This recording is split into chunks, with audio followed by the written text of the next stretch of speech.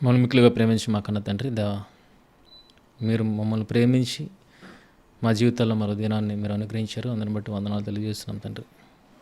దేవా, గడిచిన కాలం నుండి ఇప్పటి వరకు తండ్రి మమ్మల్ని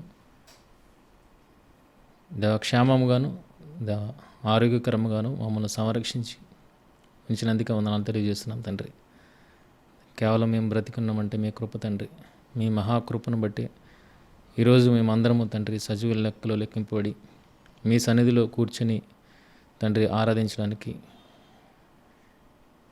దేవా ఈ తరుణంలో మమ్మల్ని మేము ఉన్నామంటే తండ్రి అది మీ దయ అన్న విషయాన్ని మేము గుర్తిరిగి హృదయపూర్వకంగా మిమ్మల్ని ఆరాధించగలిగే స్థితిని మాకు అనుగ్రహించండి. దేవా, ఆదివారము కాలం వృధా అయిపోతుంది అని ఆలోచించుకోకుండా దేవా, మీ కొరకు తమ సమయాన్ని కేటాయించి వాక్యాన్ని వినడానికి ఎంతమంది అయితే ఆసక్తి కలిగి దేవ ఆరాధనలకు హాజరవుతున్నారు, అలాగే మీ పిల్లలను పరచడానికి తండ్రి ఎంతమంది దైవజనులు అయితే తమ కాలాన్ని మీ కొరకు వెచ్చిస్తున్నారు దేవా, మరి వారి కాలము తండ్రి నిరుపయోగము కాకుండా వారి జీవితాలను మెరుగుపరిచేదిగా ఉన్నట్లుగా మరి అట్టి వాక్యాన్ని మరి దైవజనుల ద్వారా అనుగ్రహించండి. అలాగే తండ్రి విన్న వాక్యము నిష్ప్రయోజనంగా పోకుండా వినిన దానిని వారి హృదయంలో పెట్టుకొని వారి గృహాలకు చేరగలిగే అట్టి స్థితిని విశ్వాసులకు దయచేయమని మిమ్మల్ని ప్రార్థిస్తున్నాం తండ్రి. దేవా తండ్రి, మీలో బలపడడానికి మీ విశ్వాసతలో ఇంకా ఎదగడానికి దేవా మాకు మీ సహాయ సహకారాలు అవసరం తండ్రి. మీ పరిశుద్ధాత్మ నడిపింపు అవసరం తండ్రి. మీ వాక్యాలను అర్థం చేసుకుంటలో దేవా మాకు ఆ శక్తిని అనుగ్రహించండి. దేవా, మీ ఆత్మ నడిపింపు లేనిది ఏ ఒక్క వాక్యాన్ని మేము అర్థం చేసుకోలేము తండ్రి. దేవా, మా జ్ఞానంతో మేము ఆలోచిస్తే అది అపవాదికి చోటిచ్చినట్టు అవుతుంది తండ్రి. కనుక మీ పిల్లలైన వారు బలపడడానికి తండ్రి ఏది అవసరమో దేవా ఆ వాక్కులను తండ్రి మీ ఆత్మ నడిపింపు ద్వారా మాకు అనుగ్రహించమని మిమ్మల్ని ప్రార్థిస్తూ ప్రాధేయపడుతున్నాం తండ్రి. దేవా, మీ ఇంకనూ మీ కృపా కాపుదల అందరి పట్ల ఉంచమని మమ్మల్ని ప్రార్థిస్తున్నాం తండ్రి. దేవా, మరి వంశీకి ఇచ్చిన నూతన సంవత్సరాన్ని బట్టి వందనాలు తెలియజేస్తున్నాం తండ్రి. అలాగే తండ్రి ఇంకనూ ఎంతమంది జీవితాల్లో మీరు మేలు చేసినారో వాటన్నింటిని బట్టి వందనాలు తెలియజేస్తున్నాం తండ్రి. తండ్రి, మరి అనారోగ్యంతో ఉన్న నిజాముద్దీన్ నాన్నగారిని జ్ఞాపకం చేసుకోనండి, కోలుకొనగలిగేటట్లు సహాయం దయచేయండి. అలాగే సర్కారు విషయంలో మీరు చేసిన మేలుని బట్టి వందనాలు, ఇంకను పరిపూర్ణముగా కోలుకునేలాగా సహాయం దయచేయండి. ఇంకను తండ్రి ప్రపంచవ్యాప్తంగా ఎంతోమంది తండ్రి అనారోగ్యముతో తండ్రి మంచాన్న పట్టి ఉంటుండగా దేవా మీరే కృప చూపించండి. వారికి ఉన్న బలహీనతను వారు అధిగమించగలిగే ఆ బలాన్ని వారికి అనుగ్రహించండి. దేవా, ప్రతి ఒక్కరిని సంపూర్ణ స్వస్థతను దయచేయమని మిమ్మల్ని ప్రార్థిస్తున్నాం తండ్రి. అలాగే ఎంతో విషమకరం పరిస్థితులు సమాజంలో నెలకొని ఉంటుండగా దేవా ప్రతి ఒక్క మానవాళికి మీరున్నారన్న ధైర్యాన్ని కలిగించమని మిమ్మల్ని ప్రార్థిస్తున్నాం తండ్రి. దేవా, మరి అటువంటి ఇబ్బందులు వారందరినీ బయటపడవేయాల్సిందిగా మిమ్మల్ని ప్రార్థిస్తున్నాం. దేవా, కరోనాను ముగింపు పలికి దేవా మీ కార్యాన్ని జరిగించి మనుషులు మీ మహిమను దొంగిలించేటట్లుగా కాకుండా తండ్రి మీ మహిమ మీకే చెందేటట్లుగా మీ కార్యాలను జరిగించమని మిమ్మల్ని ప్రార్థిస్తున్నాం తండ్రి. ప్రతి ఒక్క మనిషి తండ్రి మీ అందు దృష్టించేటట్లుగా మీ కార్యాలను జరిగించండి. అలాగే తండ్రి, మరి ఇటువంటి ఇబ్బందికర పరిస్థితుల్లో మరి తోటి వారికి సహాయపడుతున్న అనేక మందిని గురించి జ్ఞాపకం చేసుకుంటున్నాం తండ్రి. దేవా, వారికి ఇచ్చిన మంచి మనసును బట్టి వందనాలు. దేవా, అట్టి మనస్సు తండ్రి విశ్వాసులైన మీ పిల్లలు కూడా కలిగి ఉండులాగున సహాయం దయచేయండి. దేవా, స్వార్థపూరిత ఆలోచనలతో కాకుండా మా కుటుంబం అన్న ఆలోచనతో కాకుండా దేవ ప్రపంచం అంతా మన కుటుంబం అన్న ఆలోచనతో తండ్రి తోటి వారికి సహాయపడగలిగే ఉన్నతమైన మనస్సును విశ్వాసులైన మీ పిల్లలకు దయచేయమని దేవ, మరి అట్టి మనసుతో ఎవరైతే మీ పిల్లలు వెళ్తున్నారో వారందరినీ దీవించి ఆశీర్వదించమని మిమ్మల్ని ప్రార్థిస్తూ ప్రాధేయపడుతున్నాం తండ్రి. దేవ, మా ఉద్యోగాల్లోనూ వ్యాపారాల్లోనూ మీరు తోడుగా ఉండి మాకు అనుగ్రహిస్తున్న మేలుని బట్టి వందనాలు తెలియజేస్తున్నాం తండ్రి. దేవ, మాకు అనుగ్రహింపబడిన సమృద్ధిలో మీ సేవను చేసే భాగ్యాన్ని మాకు అనుగ్రహించండి. అలాగే మా తోటి వారిని అందరినీ మీరు క్షేమస్థితిలో ఉంచారు, అందరిని బట్టి వందనాలు. మా చుట్టుపక్కల ఉన్న వారిని కూడా జ్ఞాపకం చేసుకోనండి, శాంతి సమాధానాలు దయచేయండి. దేవా, ప్రపంచ దేశాల మధ్య సమాధానం నెలకొల్పండి, రాజులకు పాలన జ్ఞానాన్ని అనుగ్రహించండి.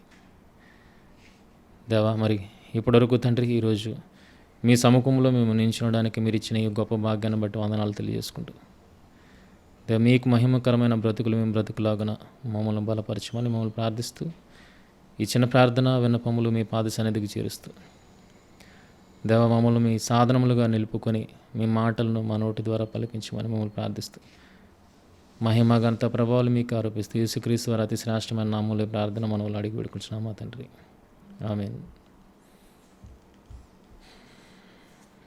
మొదటిగా దేవుడిచ్చిన ఈ గొప్ప తరుణాన్ని బట్టి ఆ దేవాది దేవునికి యేసుక్రీస్తు వారి ప్రభు పేరట కృతజ్ఞతాస్తుతులు తెలియజేస్తున్నాను. అలాగే కూడొచ్చిన మీ అందరికీ కూడా క్రీస్తు వారి నామాన శుభములు తెలుపుతున్నాను. మరి ఈరోజు ఒక నూతన సందర్భాన్ని మనం తెలుసుకోవడానికి ప్రయత్నం చేద్దాం. సామెతలు ప్రసంగి గ్రంథము 7వ అధ్యాయము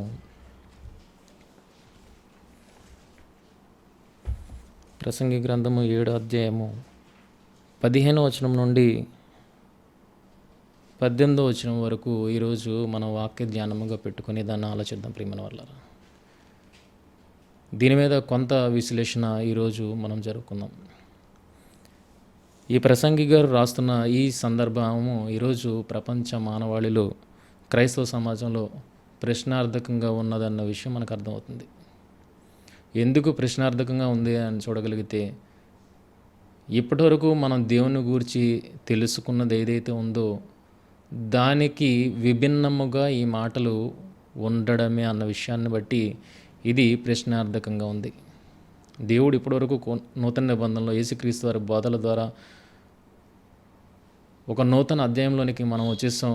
దానిలో మనకి ఈ రకముగా బ్రతకమని దేవుడు సెలవిస్తున్నప్పుడు ఈ మాటలను వింటున్న మనము ఈరోజు ఈ ప్రసంగి గ్రంథం చదువుతున్నప్పుడు ఇది మనం ముందు విన్న మాటలకి కొద్దిగా భిన్నముగా ఉండడంతో ఇది ఎంతవరకు రైట్, ఎంతవరకు సమంజసం, దీన్ని ఎలా అర్థం చేసుకోవాలన్న ఒక భిన్న దృక్పథాలు ఈరోజు సమాజంలో ఉన్నట్లుగా మనం చూడగలుగుతున్నాం. అయితే ఈరోజు ఈ విషయ ధ్యానంలోనికి మనం వెళ్ళడానికి ప్రయత్నం చేద్దాం.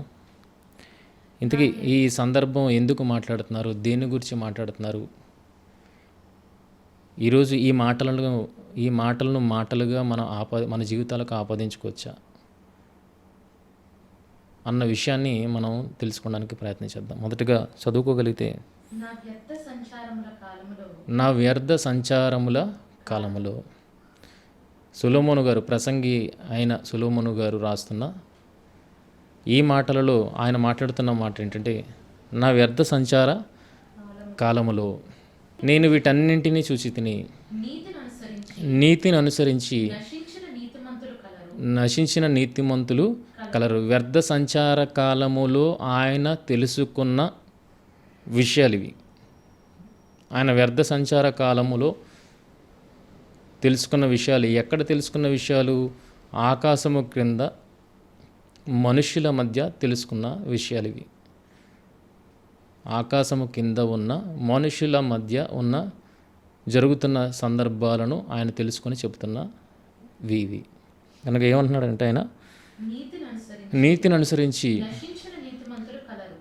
నశించిన నీతిమంతులు కలరు, దుర్మార్గుల ఎండియు చిరాయువులైన దుష్టులను కలరు. అధికముగా నీతిమంతుడవై ఉండకము, అధికముగా జ్ఞానివి కాకుము, నిన్ను నీ వేళ నాశనము చేసుకుందువు, అధికముగా దుర్మార్గపు పనులు చేయకము, బుద్ధిహీనముగా తిరగవద్దు. నీ కాలమునకు ముందుగా నీ వేళ చనిపోదు, నీవు దీన్ని పట్టుకుని ఉండుటయు, దాని చేయి విడువక ఉండుటయు మేలు. దేవుని యందు భయభక్తులు గలవాడు వాటినన్నింటినీ కొనసాగించును. దేవుని యందు భయభక్తులు గలవాడు వాటన్నింటినీ కొనసాగించును. ఈ విషయం లోతుల్లోనికి మనం వెళ్ళి ఈరోజు వాక్య ధ్యానం చేద్దాం ప్రియమైన వాళ్ళ. నూతన నిబంధన మనం చూడగలిగితే దేవుడు నూతన నిబంధనలో మనకు బోధిస్తున్నది ఏంటంటే, నువ్వు నీతిమంతుడుగా ఉండు అన్న విషయాన్ని ప్రస్తావిస్తుంది. అయితే ఎంత మేరకు నీతిమంతుడుగా ఉండు అన్న విషయాన్ని నూతన నిబంధన చెబుతుంది అన్న విషయాన్ని మనం ముందుకు వెళ్ళిన తర్వాత చూడొచ్చు. అయితే ఇక్కడ ఈ వచనంలో ఏమని ప్రస్తావిస్తున్నాడంటే, అధికముగా నీతిమంతుడివై ఉండకము అన్నమాట. అంటే అధికముగా నీతిమంతుడై ఉంటే ఏమవుతుందని ఇక్కడ చెబుతున్నాడు? నాశనము వస్తుందన్న విషయాన్ని చెబుతున్నాడు. అధికముగా నీతిమంతుడు అయి ఉంటే నాశనం వస్తుందని చెప్తున్నాడు. కానీ నూతన నిబంధనలో మనం చదువుకోగలిగితే నువ్వు నీతిమంతుడుగా ఉండు అన్న విషయాన్ని చెబుతూ ఇగో నీ నీతి నిన్ను కాపాడుతుంది, నీ నీతి నిన్ను రక్షిస్తుంది అన్నమాట మనం చూడగలుగుతాం. అయితే ఆ నీతి ఎంత మేరకు ఆ నీతి కలిగి ఉంటే మనం నాశనంలోనికి వెళ్లకుండా ఉంటాం. ఇక్కడ చూడగలిగితే నీతి నాశనానికి నడిపిస్తుంది, అధికమైన నీతి నాశనానికి నడిపిస్తుంది అన్నట్టుగా కనబడుతుంది. ఇది నిజమేనా? ఇది వాస్తవమేనా? అలాగైతే నీతి తగుమాత్రపు నీతిని కలిగి మనం ఉంటే రక్షింపబడిపోతామా? ఈ మాటలను బట్టి అధికముగా నీతిమంతుడు అవ్వద్దు అన్నాడు కదా. అధికముగా నీతిమంతుడు అవ్వద్దు అని అన్నప్పుడు కాస్త నీతిని కలిగి మనం ఉంటే మనం నాశనానికి వెళ్లకుండా ఉండిపోతామా? మనం రక్షింపబడతామా? మనల్ని మనం ప్రశ్నించుకోవాలి. ఈ మాటలు చదువుతున్నప్పుడు మనం ఈ రకంగా ప్రశ్న వేసుకుంటూ దానికి సమాధానం వెతకడానికి ప్రయత్నం చేయాలి. అలాగే అధికముగా జ్ఞానివి కాకుము, అధికముగా జ్ఞానివి కాకుము. అధికముగా జ్ఞానమును సంపాదించిన అది కూడా ఇది ఎక్కడికి తీసుకెళ్తుంది? నాశనానికి తీసుకెళ్తుంది అన్న విషయాన్ని ఇక్కడ మాట్లాడుతున్నాడు. నిజముగా నీతి కానీ జ్ఞానము కానీ మనిషిని నాశనానికి నడిపించేవా? ఒకవేళ నడిపించేవైతే అది ఏ నీతి, ఏ జ్ఞానము? కొత్త నిబంధనలో మనకి ఆ రకమైన అర్థాన్ని ఇవ్వట్లేదు ప్రియమైన వాళ్ళారా. ఈరోజు ఏ మాటలైతే ఇక్కడ చదువుకుంటున్నామో, అధికముగా నీతిమంతుడివి ఉండకము, అధికముగా జ్ఞానివి కాకుము, నిన్ను నీవు ఎలా నాశనము చేసుకుందువు. అంటే తగుమాత్రపు నీతిని తగుమాత్రపు జ్ఞానాన్ని కలిగి నువ్వు నాశనానికి వెళ్లకుండా ఉండొచ్చు అన్న విషయాన్ని ఇక్కడ మాట్లాడుతున్నారు. కానీ కొత్త నిబంధనకు వెళ్ళి చూడగలిగితే ఇదే మాటలను అక్కడ మనం అడిగి ప్రశ్నించగలిగితే ఎలాంటి నీతి ఉండాలని యేసుక్రీస్తు వారు మాట్లాడుతున్నారు. చూడండి, మత్తయి సువార్త 5వ అధ్యాయము 20వ వచనం ఏముందో చూడండి. మత్తయి సువార్త 5వ అధ్యాయం 20వ వచనం. శాస్త్రుల నీతి కంటెను పరిసయ్యుల నీతి కంటెను మీ నీతి అధికము కాని యెడల మీరు పరలోక రాజ్యములో ప్రవేశింప నేరరు. శాస్త్రుల నీతి కంటెను పరిసయ్యుల నీతి కంటెను మీ నీతి అధికము కాని యెడల అన్నమాట మాట్లాడుతున్నారు. అంటే ఇక్కడ ఈ మాటను బట్టి చూడగలిగితే వాళ్ళ నీతి కన్నా మీ నీతి అధికముగా ఉండాలి అన్న విషయం మాట్లాడుతున్నారు. అంటే నీతి అధికముగా ఉండడం వలన ఏ ప్రాబ్లము లేదన్నది ఇక్కడ కనబడుతుంది. కానీ ప్రసంగ గ్రంథానికి వచ్చినప్పటికీ అధికముగా నీతిమంతుడివై ఉండకము, నీకు నీవు ఎలా నాశనము తెచ్చుకుందువు అన్న విషయాన్ని అక్కడ ప్రస్తావిస్తున్నారు. కానీ యేసుక్రీస్తు వారి మాటల్లో చూడగలిగితే నీ నీతి అధికముగానే ఉండాలి అన్నట్టుగా మాట్లాడుతున్నారు. నీ నీతి అధికముగానే ఉండాలన్నట్టుగా మాట్లాడుతున్నారు. అయితే ఆ నీతి ఏం చేస్తుంది అన్నది మనం చూడగలిగితే ప్రసంగి గ్రంథంలో అది నాశనానికి నడిపిస్తుంది అన్న విషయం ఉంది. కానీ కొత్త నిబంధనలో యేసుక్రీస్తు వారి మాటలను చూడగలిగితే నీతి అధికముగా ఉండాలి, అయితే ఆ అధికమైన నీతి నిన్ను ఎక్కడికి నడిపిస్తుంది అని చూపుతున్నారో చూడగలిగితే రోమపత్రిక 5వ అధ్యాయం 9వ వచనం. రోమపత్రిక 5వ అధ్యాయం 9వ వచనం.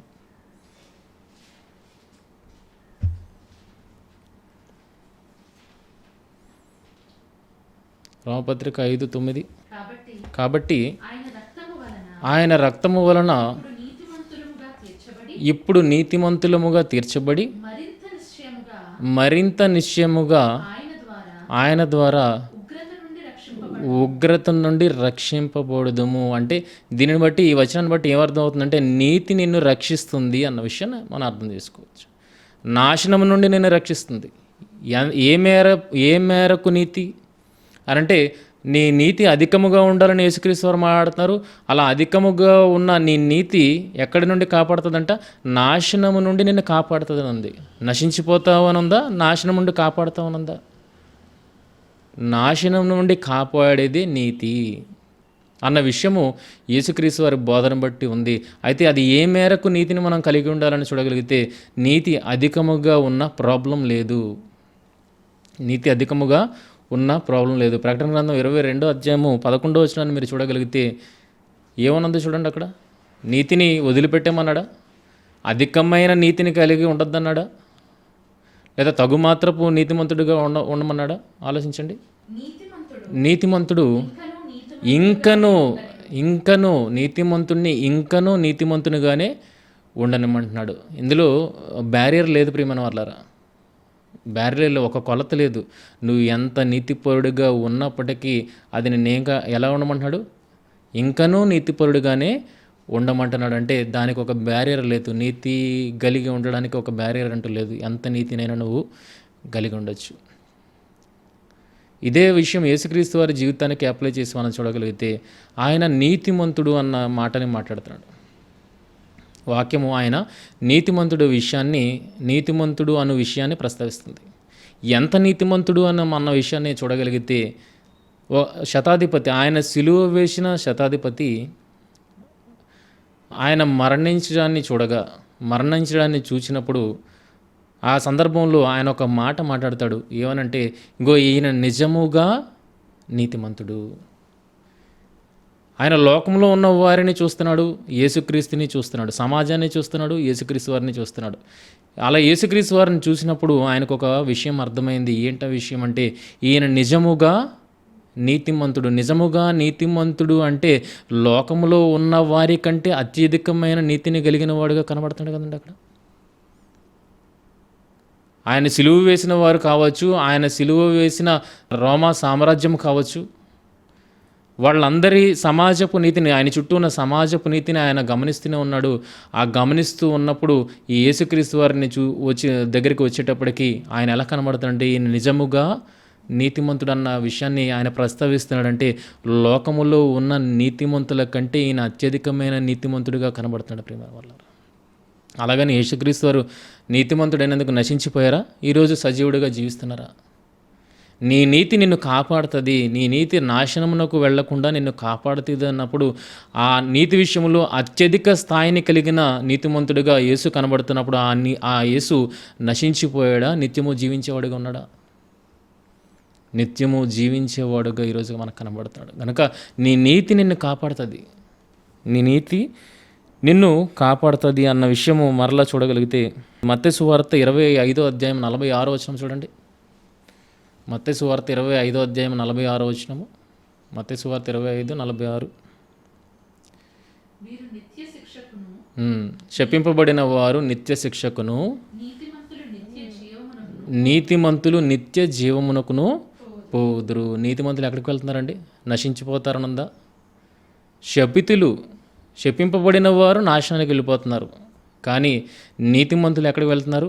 నాశనానికి కాదు, రక్షణకు, నిత్య రక్షణకు వాళ్ళు చేరుకుంటున్నారు అన్న విషయం యేసుక్రీస్తు వారి మాటల్లోనే మనకు అర్థమవుతున్నప్పుడు ఇప్పుడు ఇంత చక్కగా మనకు అర్థమైంది. నీతిలో బ్యారియర్ లేదు. నీతి ఎంతైనా నువ్వు ఎంత నీతి కలిగి ఉంటే అంత నీకు రక్షణ అన్న విషయము యేసుక్రీస్తు వారి మాటలను బట్టి, ఆయన జీవించిన విధానాన్ని బట్టి మనకు అర్థమైతే, మరి దానికి భిన్నముగా కనబడుతున్న ఈ మాటని ఎలా అర్థం చేసుకోవాలి? అధికముగా నీతిమంతుడివై ఉండకము, అధికముగా జ్ఞానివి కాకుము, నిన్ను నీవేళ నాశనము చేసుకొందువు. అంటే అధికమైన నీతి, అధికమైన జ్ఞానము నేను నాశనానికి నడిపిస్తుంది అన్న ఈ మాటను, ప్రసంగి గారు పలికిన మాటను ఏ రకంగా మనం అర్థం చేసుకోవాలి? నీతి నిన్ను రక్షిస్తుంది, అది ఎంత నీతి అయితే అంత మంచిది అన్నది మనకి బైబిల్లో నూతన నిబంధనలో కనబడుతున్నప్పుడు మరి ఈ మాటను ఎలా అర్థం చేసుకోవాలి? ఒకవేళ ఈ మాటని కనుక మనం ఆపాదించుకోవడానికి ప్రయత్నం చేస్తే, అంటే నీతిమంతులుగా ఉండకపోయినా పర్లేదా? జ్ఞానం లేకపోయినా పర్లేదా? జ్ఞానం అంత అత్యధికమైన జ్ఞానం కాకపోయినా కొద్దిగా జ్ఞానం కలిగి ఉన్నా పర్లేదా? మనం బతికేస్తామా? ఆ రకంగా మనం అర్థం చేసుకోవాలా? ఇంకా కిందకు వచ్చినప్పటికీ కింద మాటను బట్టి చూడగలిగితే అధికముగా దుర్మార్గపు పనులు చేయకము. ఏంటి ఈ మాటను ఎలా తీసుకోవాలి మనం? ఒకవేళ దీన్ని ఆపాదించుకోవాలంటే ఈ మాటను ఎలా తీసుకోవాలి? అంటే అధికముగా కాకపోయినా కొంతగానైనా దుర్మార్గపు పనులు చేయొచ్చు అన్నట్లుగా తీసుకోవచ్చు దీన్ని. అంటే కొద్దిగా దుర్మార్గపు పనులు చేయగలిగితే నీ కాలానికి ముందు నువ్వు చావా? ఆలోచించండి ప్రియమైన వాళ్ళ. అంటే ఈ సందర్భం చెబుతున్నది ఒక కోణంలో చెబుతున్నాడు. మనం దీనిని నిజవాక్యాన్ని కోణంలో దీన్ని ఆలోచించడానికి ప్రయత్నం చేస్తున్నప్పుడు ఇది విరుద్ధంగానే కనబడుతుంది ప్రియమైన వాళ్ళ. కనుక దీనిని ఎలా అర్థం చేసుకోవాలో అలాగే అర్థం చేసుకోవాలి. ఇది ఏ ఏ సందర్భంలో ప్రసంగి చెబుతున్నాడు అన్న విషయాన్ని మనం అర్థం చేసుకోవాలి. ఆయన ఏమంటున్నాడు ఇక్కడ? నా వ్యర్థ సంచార కాలములలో, నా వ్యర్థ సంచార కాలములలో నేను ఈ విషయాన్ని తెలుసుకున్నాను అన్నాడు. అంటే ఆకాశము క్రింద ఉన్న సమాజాన్ని, మనుష్య సమాజాన్ని ఆయన పరిశీలన చేస్తున్నప్పుడు ఈ విషయాలను ఆయన గ్రహించాడు. ఈ విషయాలను ఆయన గ్రహించాడు. ఇది జరుగుతూ ఉండడం నేను చూస్తున్నాను.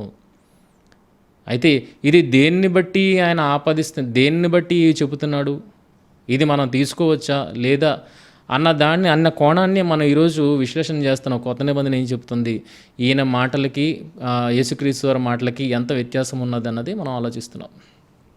కనుక నీతిని నాశనానికి నడిపించేది కాదు. నీతిమంతుడు ఉండడం వలన నువ్వు నిత్య రక్షణలోనికి, నిత్య జీవంలోనికే ప్రవేశిస్తావు, కానీ నాశనం అనేది నీ దరి చేరదు అన్న విషయం యేసుక్రీస్తు వారి మాటలో కనబడుతుంది.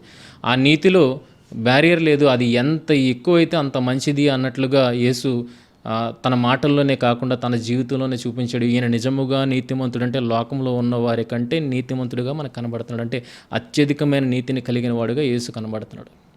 అటువంటి నీతిని కలిగిన యేసు రక్షింపబడ్డాడు.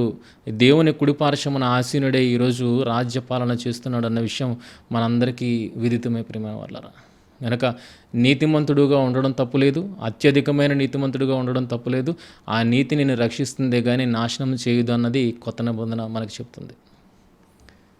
ఇంకా చూడగలిగితే కింద వాక్యాన్ని చూడగలిగితే అధికముగా జ్ఞానివి కాకుము, అది కూడా నాశనానికి నడిపిస్తుంది అన్నమాట మాట్లాడుతున్నారు. అధికముగా జ్ఞానివి కాకుము ఏంటి?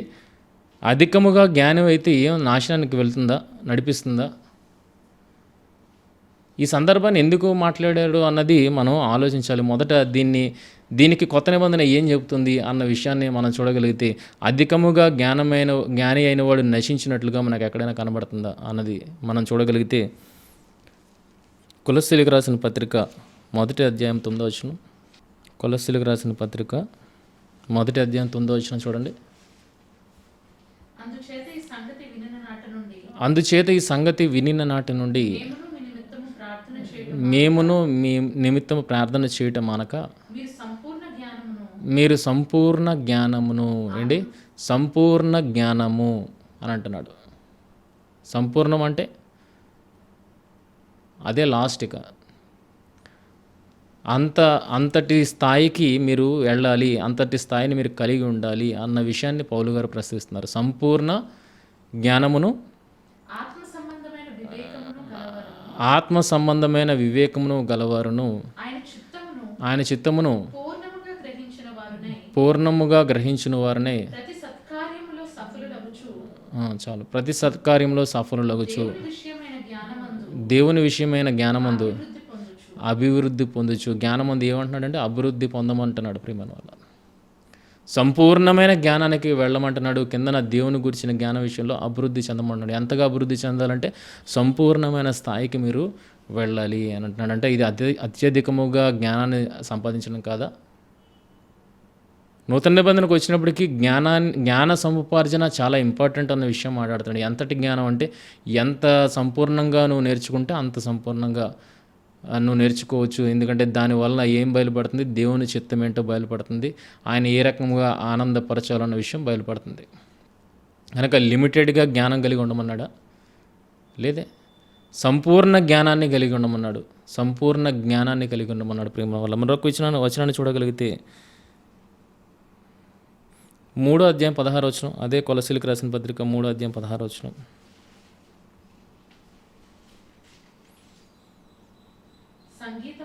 సంగీతములతోనూ కీర్తనలతోనూ ఆత్మ సంబంధమైన పద్యములతోనూ ఒకరినొకడు బోధించుచు బుద్ధి చెప్పుచు కృపాసహితముగా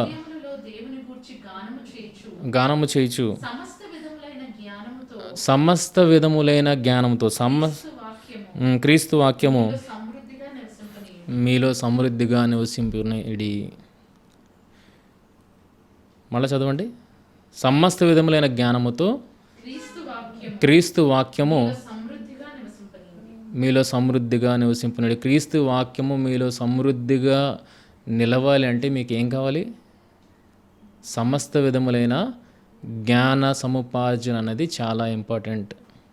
అంటే లిమిటెడ్గా కాదు, సంపూర్ణ స్థాయిలో మీరు కలిగి ఉండాలి అన్న విషయాన్ని మాట్లాడుతున్నాడు. చూడండి ఎంత ఇక్కడ ప్రసంగి గారు మాట్లాడుతున్న మాటకి ఈ మాటకి ఎంత వ్యత్యాసం కనబడుతుంది. ఇక్కడ సంపూర్ణ జ్ఞానవంతులు కావాలంటున్నాడు.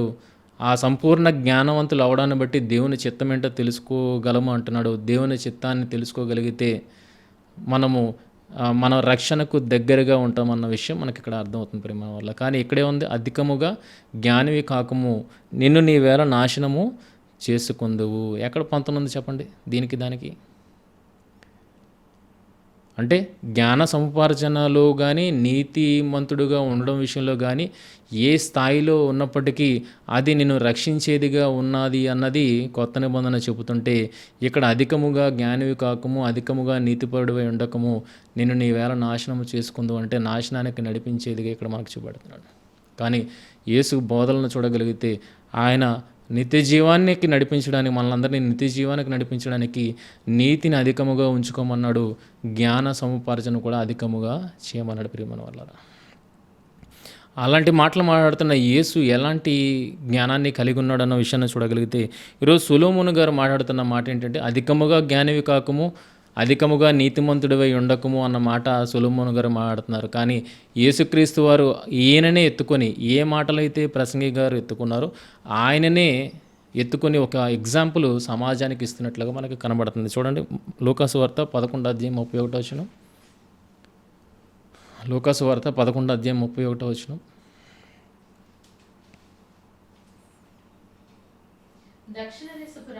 దక్షిణ దేశపు రాణి విమర్శ కాలమున ఈ తరము వారితో కూడా లేచి వారి మీద నేరస్థాపన చేయను. తర్వాత ఆమె సొలొమోను జ్ఞానమును వినుటకు భూమి అంతముల నుండి వచ్చెను. ఇదిగో సొలొమోను కంటే గొప్పవాడు ఇక్కడ ఉన్నాడు. ఏ విషయంలో సొలొమోను గొప్పవాడు? జ్ఞానం విషయంలో. అప్పటికి లోకములో సొలొమోనుకున్న జ్ఞానము లేనట్లుగా, ఎవరికి లేనట్లుగా మనం చూడగలుగుతున్నాం ప్రియమైన వల్ల. మరి సొలొమోను ఏ విషయంలో గొప్పవాడు అంటే జ్ఞానం విషయంలో గొప్పవాడు అన్న విషయం మనకు అర్థమవుతుంది. అయితే ఆయన జ్ఞానం విషయంలో గొప్పవాడు అయినప్పటికీ ఆయన మాటల్లో మనం చూడగలిగితే ఏమని అంటున్నాడు? ఆయన అధికముగా జ్ఞానివి కాకుము అన్న మాటను మాట్లాడుతున్నాడు. నిన్ను నీ వేళ నాశనం చేసుకుందు అన్న మాట మాట్లాడుతున్నాడు. కానీ అదే సొలొమోను గారిని ఎగ్జాంపుల్గా పెట్టుకొని ఒక షాబా దేశపు రాణి సొలొమోను జ్ఞానాన్ని తెలుసుకున్నటకు భూమి అంతముల నుండి వచ్చిన ఒక ఖండాన్ని దాటి మరొక ఖండానికి వచ్చినట్లుగా మనం చూడగలుగుతున్నాం. మరి అంత గొప్ప పేరు గడించిన సొలొమోను, ఎలియాస్ ప్రసంగి గారు ఆ విషయంలో, జ్ఞానం విషయంలో గొప్పవారు అన్నప్పుడు ఆ సొలొమోను గారిని ఎగ్జాంపుల్గా ఎత్తుకొని యేసుక్రీస్తు వారు ఏమని చెప్తున్నారంటే, సొలొమోను కంటే గొప్పవాడు ఇక్కడ ఉన్నాడు. అంటే సొలొమోను జ్ఞానము కన్నా మించిన జ్ఞానము ఎవరి దగ్గర ఉందని చెప్తున్నాడండి? తన దగ్గర ఉన్నదన్న విషయం చెప్తున్నాడు. ఇప్పుడు యేసుక్రీస్తు వారు అధికముగా జ్ఞానాన్ని ఆర్జించిన వారుగా కనబడుతున్నారు కదా. అదే కొలసీ పత్రికలో మనం చూడగలిగితే బుద్ధి జ్ఞానముల సర్వ సంపూర్ణత ఆయనందు నివసించుచున్నది అన్న మాట మాట్లాడుతుంటే, అంటే జ్ఞానానికి మూలమే యేసుగా కనబడుతున్నప్పుడు అంతటి జ్ఞానాన్ని కలిగిన యేసు నశించిపోయాడు? ఆలోచించండి. లేదే. ఇంకా ఏ జ్ఞానము నిన్ను నాశనానికి తీసుకువెళ్తుంది, ఏ నీతి నిన్ను నాశనానికి తీసుకువెళ్తుంది అన్న విషయాన్ని ఆలోచించాలి. ఇక్కడ చూడగలిగితే యేసు ఎంతటి జ్ఞానాన్ని కలిగి ఉన్నాడో అప్పుడు సమాజం ఏమంటుందో చూడగలిగితే మత్తయి సువార్త 13:54. మత్తయి సువార్త 13:54 చూడండి.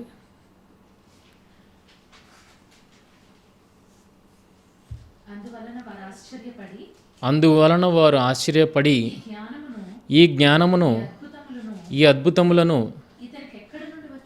ఇతనికి ఎక్కడి నుండి వచ్చినవి, సొలొమోనే మహాజ్ఞాని అని అప్పటి వరకు యూద సమాజం కానీ మిగిలిన సమాజం కానీ ఆయనను కొనియాడడం అనేది మనం చూస్తున్నాం ప్రియమైన వల్ల. అలాంటిది ఆ సమాజము యేసుక్రీస్తు వారిని దృష్టించి ఆ యేసుక్రీస్తు వారు మాట్లాడుతున్న మాటలు కానీ చేస్తున్న పనులను కానీ చూసి ఏమని పొగుడుతుంది అన్న విషయాన్ని చూడగలిగితే, ఈ జ్ఞానము ఈ అద్భుతములను ఈయనకు ఎక్కడి నుండి వచ్చినవి అంటే అంతకు ముందు ఉన్న వారి కన్నా అధికమైన జ్ఞానాన్ని ఆయన ప్రజల ఎదుట చూపిస్తున్నాడన్న విషయం మనకు అర్థమవుతుంది ప్రియమైన వాళ్ళ. ఇది ప్రజల సాక్ష్యం, ఇది ప్రజల సాక్ష్యం. మరి అంతటి జ్ఞానాన్ని కనపరిచిన యేసు నశించిపోయాడా? ఆలోచించండి, ఇదే మన ప్రశ్న. అంతటి నీతిపరుడైన యేసు నశించిపోయాడా?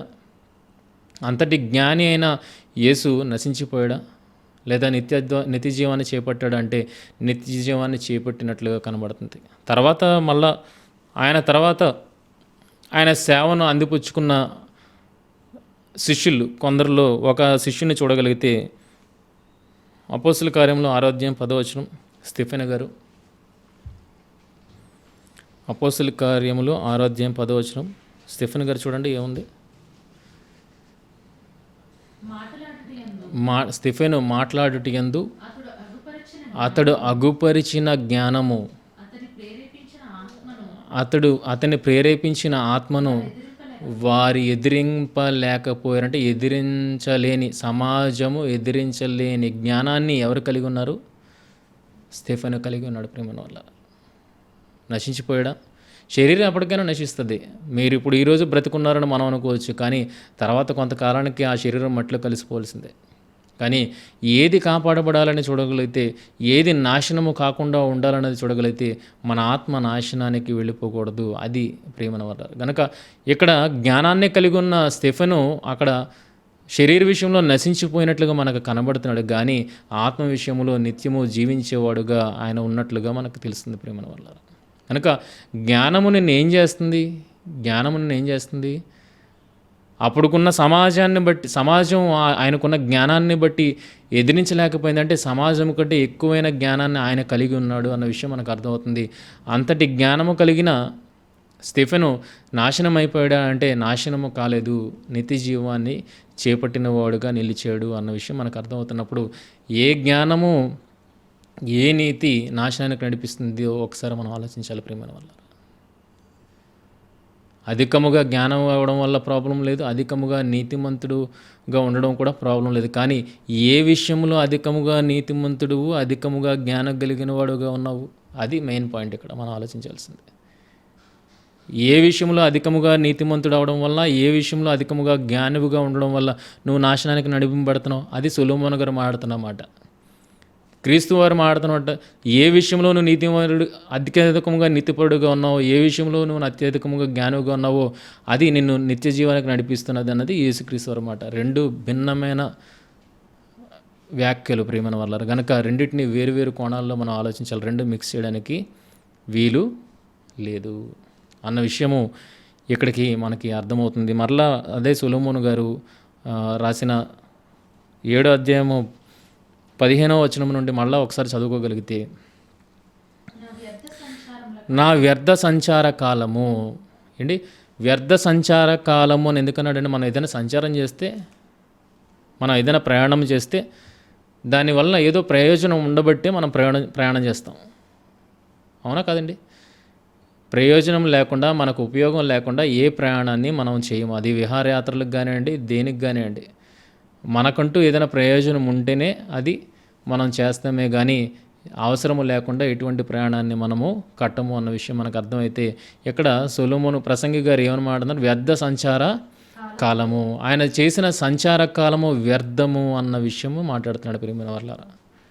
అంటే అప్పుడు ఆయన సంచరించిన కాలములు ఈ విషయం ఆయనకు అర్థం కాలేదు, కానీ ఆ సంచారము చేసిన తర్వాత ఏ అనుభవాన్ని అయితే ఆయన సముపార్జించాడో ఆ అనుభవాన్ని బట్టి ఏమని మాట్లాడుతున్నాడంటే, ఏదైతే నేను తెలుసుకోవడానికి నేను ప్రయాణం చేశానో అది ఏమైందంటే తుదకు వ్యర్థ సంచార కాలమైంది అన్న విషయాన్ని చెప్తున్నాడు. ఆ సంచార కాలము వ్యర్థ సంచార కాలమైంది.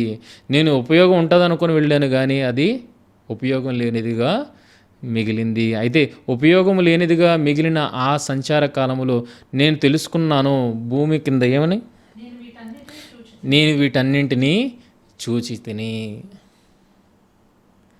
అని చేశాడు. ప్రయాణం చేశాడు. భూమి అంతటా ఉన్న మనుషులను స్టడీ చేయడానికి ఆయన ప్రయత్నం చేశాడు ప్రేమన వల్ల. అలా ప్రయత్నం చేసినప్పుడు ఆయన ఇవన్నీ తెలుసుకున్నాడు అన్న విషయము మనకు అర్థమవుతుంది. తర్వాత చదవగలిగితే, నీతిని అనుసరించి నశించిన నీతిమంతులను కలరు, దుర్మార్గుల యుండియు దుష్టులను కలరు. ఇప్పటికే మనం ఈ మాటను మాట్లాడుతున్నాం, పాపి చిరాయు అన్న మాట మాట్లాడతాం కదండి. ఈరోజు లోకంలో ఉన్నది అది నానుడి. అలాగే నీతిమంతుడైన వాడు, నీతిగా నిలబడిన వాడు చనిపోయినట్లుగా కూడా మనం చూడగలుగుతున్నాం. ఏదైనా చూడండి, ఒక పోరాటం జరిగినప్పుడు, ఒక మంచి విషయం కోసం పోరాటానికి నిలిచినప్పుడు అలాంటి నిలిచిన వారిని ఈరోజు హతమార్చడం కూడా మనం చూస్తున్నాం ప్రేమైన వాళ్ళ లోకంలో. ఒక మంచి విషయం మీద పోరాటానికి నించున్నవాడు, ఒక విషయంలో చూడగలిగితే గాంధీజీ గారిని చూడండి. ఈ భారతదేశానికి స్వాతంత్రాన్ని ఇవ్వాలన్న ఒక మంచి పోరాటాన్ని ఆయన పోరాడాడు. చివరికి ఏమయ్యాడంటే బుల్లెట్ గాయానికి ఆయన మరణమయ్యాడు. కనుక మంచి కోసం నిలబడిన వాడు ఈ భూమి మీద చనిపోవడం మనం చూడగలుగుతున్నాం. అలాగే దుర్మార్గపు పనులు చేసిన వారు కూడా ఆయుష్కాలాన్ని కలిగి బ్రతుకుతున్నట్లుగా మనం చూడగలుగుతాం. అందుకే ఈ రోజుకి ఆ నానుడు ఉంది, పాపి చిరాయువు అన్న విషయం అన్న నానుడు ఉంది. కనుక లోకాన్ని మనం అధ్యయనం చేయగలిగితే ఈ పాయింట్లు మనకి కనబడతాయి. కనుక సొలొమోను గారు ఆ రోజు సంచారము చేసిన ఆ కాలములో ఏం కనుగొన్నాడంటే, ఆకాశం క్రింద మనుషుల మధ్య ఏమేమి జరుగుతున్నాయి, ఎలా ఉంది మనుషుల పరిస్థితి అన్న విషయాన్ని ఆయన అధ్యయనం చేసి ఆయన తెలుసుకున్న విషయాలు. ఈరోజు కూడా ఈ పాయింట్ ఆఫ్ వ్యూలో మనం సమాజాన్ని చూడగలిగితే సమాజం అలాగే ఉన్నట్లుగా మనకు కనబడుతుంది. అలాగా సమాజాన్ని పరిశీలించగా తెలుసుకున్న వాటినే ఇక్కడ సొలొమోను గారు మాట్లాడుతూ వస్తున్నారు. కిందకి చూడగలిగితే, అధికముగా నీతిమంతుడివై ఉండకము, అధికముగా జ్ఞానివి కాకుము, నిన్ను నీవేళ నాశనం చేసుకుందువు, అధికముగా దుర్మార్గపు పనులు చేయకము, బుద్ధిహీనముగా తిరగవద్దు, నీ కాలమునకు ముందుగా నీవేళ చనిపోదువు, నీవు దీన్ని పట్టుకొని ఉండిటియు. దాని అన్న మాటని చూడండి, మళ్ళీ ఒకసారి రిఫరెన్స్ కంప్లీట్ చేసిన తర్వాత మాట్లాడుకుందాం. నీవు దీన్ని పట్టుకొని ఉండుటయు, దాని చేయి విడివక ఉండుటయు మేలు. ఏది మేలు అని చెప్తున్నారు? ఇదిగో అధికముగా నీతిమంతుడు అవడం వల్ల, అధికముగా జ్ఞానం సంపాదించడం వల్ల నువ్వు నశించిపోతున్నావు. రెండో విషయానికి వచ్చినప్పటికీ ఏమనంటుంది, అధికముగా దుర్మార్గ పనులు చేయొద్దు, బుద్ధిహీనముగా తిరగవద్దు, నీ కాలానికి ముందే నీవేళ చనిపోవద్దు. రెండిట్లో ఏమున్నది అని చూడగలిగితే నాశనం ఏమున్నదన్న విషయం కనబడుతుంది. కనుక ఈ రెండింటినీ బోధిస్తూ నీకు మేలుకరమైన జీవితం ఈ భూమి మీద ఏంటి అన్నది చూడగలిగితే ఆయన ఏమంటున్నాడు, రెండింటిని పట్టుకోమంటున్నాడు. అక్కడ ఏమన్నాడు, నీవు దీన్ని పట్టుకొని ఉండుటియు, దీని అన్నదాన్ని, దాని అన్నదానిని మన మాటల్లో చూడగలిగితే దగ్గరగా ఉన్నదాన్ని దీని అని అంటాం, దూరంగా ఉన్నదాన్ని దాని అని అంటాం. కనుక ఇక్కడ సందర్భంలో దీని అన్నది దేన్ని పట్టుకోమని చెప్తున్నాడు, దానికి ముందు చెప్పబడిన సందర్భం. దానికి ముందు అధికముగా దుర్మార్గపు చేయకము, బుద్ధిహీనముగా తిరగవద్దు, నీ కాలమునకు ముందుగా నీ వేళ చనిపోదువు, నీ కాలమునకు ముందుగా నువ్వు ఎలా చనిపోదువు అంటే ఇక్కడ ఏం పట్టుకోమంటున్నాడు, నీ కాలాన్ని పట్టుకోమంటున్నాడు. దీనిని పట్టుకొని ఉండుటియు, దీనిని పట్టుకొని ఉండుటియు అంటే కాలాన్ని పట్టుకోను, కాలాన్ని వృధాగా పోనీయక కాలాన్ని పట్టుకో. తర్వాత దానిని చేయి విడివక ఉండుటియు, దానిని అనంటే దేనిని, జ్ఞానాన్ని చేయి విడివక విడివక ఉండుటియు నీకు మేలు. అంటే నీ కాలములో నీకు ఇచ్చిన ఆయుష్ కాలములో నువ్వు జ్ఞానము కలిగిన వాడుగా నువ్వు బ్రతికితే నీకు మేలు అన్న విషయాన్ని ఇక్కడ ప్రస్తావిస్తున్నారు. ఈరోజు చూడండి, కాలంతో పాటు ప్రయాణం చేస్తానంటే కాలాన్ని పట్టుకోవడానికి ప్రయత్నం చేస్తున్నారు. టైమ్ ఈజ్ మనీ, అంతే కదండి. కాలాన్ని పట్టుకోవడానికి ప్రయత్నం చేస్తున్నారు, కాలాన్ని వృధాగా పోనీయట్లేదు. ఈరోజు సమాజంలో ఉన్నవాళ్ళు కాలాన్ని పట్టుకోవడానికే ప్రయత్నం చేస్తున్నారు. ఎందుకంటే ఆ కాలాన్ని పట్టుకుంటే వారికి మేలు కలుగుతుంది. కనుక కాలాన్ని ఊరకనే పోనీయద్దు. బుద్ధిహీనంగా తిరిగి దుర్మార్గ పనులు చేసి నీ కాలంలోకి ముందే నీ వేళ పోదు అంటే నువ్వు లాస్ అవుతున్నావు అనమాట. నువ్వు కోల్పోతున్నావు నీ టైంని, కనుక కాలాన్ని వృధా చేయక దాన్ని పట్టుకో, దానిని చేయి విడువక ఉండుటయు నీకు మేలు అంటే దేనిని, జ్ఞానాన్ని. ప్రసంగి గ్రంథం అంతా మీరు చూడగలిగితే ఏది మనుషులకు ప్రయోజనకరము, ఏది మనుషులకు రక్షణ కలుగజేసేది అంటే వారి ప్రాణాన్ని కాపాడేది అన్న విషయాన్ని ప్రస్తావిస్తూ ఏమనంటారంటే జ్ఞానము. ప్రసంగం అంతా జ్ఞానం కోసం మాట్లాడతారు కనుక ఆ జ్ఞానము మనుషులకు ఉండడం చాలా శ్రేయస్కరం. కనుక జ్ఞానాన్ని విడవక కాలాన్ని పోగొట్టుకొనక ఈ రెండింటిని సద్వినియోగపరుచుకుంటూ నువ్వు భూమి మీద బ్రతకగలిగితే అది నీకు మేలుని చేకూరుస్తుంది అన్న విషయము ప్రసంగి గారు చెప్తున్నారు. ప్రియమైన వాళ్ళారా, కిందకి చూడగలిగితే 18వ వచనం, నీవు దీన్ని పట్టుకుని ఉండుటయు దాని చేయి విడుక ఉండుటయు మేలు, దేవుని యందు భయభక్తులు గలవాడు వాటన్నింటినీ కొనసాగించును. దేవుని యందు భయభక్తులు కలిగి ఉన్నవాడు వాటన్నింటినీ కొనసాగించును. వేటన్నింటినీ కొనసాగించును అన్న విషయాన్ని మనం వచ్చే వారము మనం మాట్లాడుకుందాం. ప్రేమైన వాళ్ళ ఇప్పటికీ మాటలను మనం ముగించుకుంటూ ప్రార్థన చేసుకుందాం. మౌలిమికులుగా ప్రేమించు మా కన్న తండ్రి, దేవా, మీ మాటల్లో ఉన్న అద్భుతమైన విషయాలను తెలుసుకోవడానికి సహాయం దయచేయండి. మీ పరిశుద్ధాత్మ సహాయం లేనిది తండ్రి. దేవ, ఏ విషయమును మేము లోతుగా పరిశీలన చేయలేం తండ్రి. దేవా, ఈరోజు పైపై మాటలుగా చదివిన వారు ఎంతోమంది తండ్రి ఈరోజు ఈ వాక్యాలను తండ్రి సమాజంలో అపార్థం చేయించినట్లుగా మాకు కనిపిస్తుంది తండ్రి. దేవా, అలాంటి కోవలో మేము చేరకుండా తండ్రి మీరే మమ్మల్ని మా నోటిని కాయండి తండ్రి. దేవా, కేవలం పరిశుద్ధాత్మ సహాయంతో మీరు ఏదైతే ఉద్దేశించి మాతో మాట్లాడుతున్నారో వాటన్నింటినీ మేము తెలుసుకొని తండ్రి దేవా, మీ యందు భయభక్తులు కలిగిన వారముగా తండ్రి మీ మాటలను బోధించగలిగే స్థితిని మాకు అనుగ్రహించండి తండ్రి. దేవా, ఓ తప్పున్న సమాధానంలో తీసుకుని వెళ్ళడం వల్ల ఎంత ప్రాబ్లం అయిందో తండ్రి ఈ రోజుకి మేము తెలుసుకుంటున్నాం తండ్రి. దేవా, మరి ఇంత తప్పుల మధ్య సత్యం అనేది ఏంటి అనేది మనిషికి వెతుకులాట లేకపోతే తండ్రి ఆ సత్యాన్ని తెలుసుకోలేని పరిస్థితి ఈరోజు ఏర్పడినప్పుడు తండ్రి మళ్ళా అబద్ధాన్ని మేము చోటు చేసుకునే సత్యాన్ని మరుగున పరిచే వరంగా మేము ఉండకుండా దేవా, మరి ఏదైతే ఈరోజు మేము నించొని మాట్లాడుతున్నాం తండ్రి దేవా, ఆ ఉద్దేశం సఫలమవునట్లుగా మీరే కృప చూపించి నడిపించమని మిమ్మల్ని ప్రార్థిస్తూ దేవా, అపవాది ఏ రకంగా మా మాటల్లోనే చోటు చేసుకొని మమ్మల్ని తప్పుదారి పట్టించుకోకుండా మా ఆలోచనలను తండ్రి మా నోటిని ఖాయమని మిమ్మల్ని ప్రార్థిస్తూ మహిమ ఘనత ప్రభావాలు మీకే ఆరోపిస్తూ యేసుక్రీస్తు వారి అతి శ్రేష్టమైన నామములో ఈ ప్రార్థన మనవులు అడిగి వేడుకుంటున్నాం తండ్రి.